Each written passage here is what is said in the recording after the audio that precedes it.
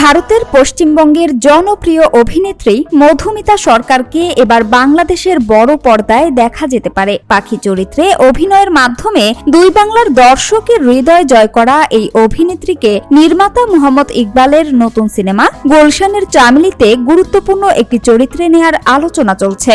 যদিও বিষয়টি নিয়ে এখনই আনুষ্ঠানিকভাবে কিছু জানাতে চাননি সংশ্লিষ্টরা।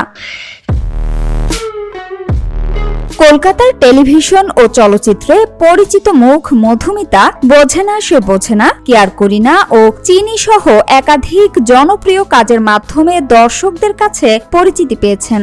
বাংলাদেশে এর আগে 2016 সালে এনটিভিতে প্রচারিত মেঘবালিকা নাটকে অভিনয় করলেও বড় পর্দায় এটি হতে পারে তার প্রথম কাজ।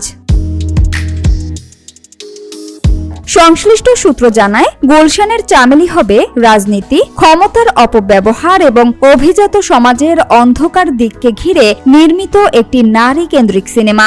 গল্পের কেন্দ্রীয় চরিত্র একজন যৌনকর্মী, যিনি কোনো অপরাধ না করেও সমাজ ও ক্ষমতার নির্মম শিকার হন। নির্মাতার ভাষ্য অনুযায়ী ছবিতে প্রচলিত অর্থে কোনো নায়ক থাকবে না, পুরো গল্প আবর্তিত হবে একজন নারীকে ঘিরেই।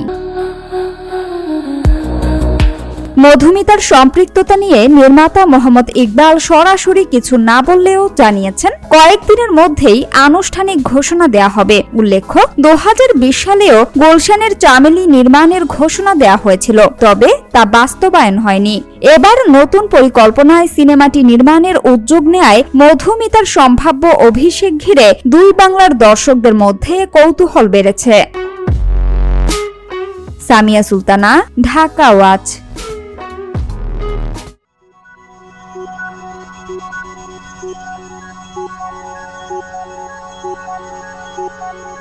Thank you.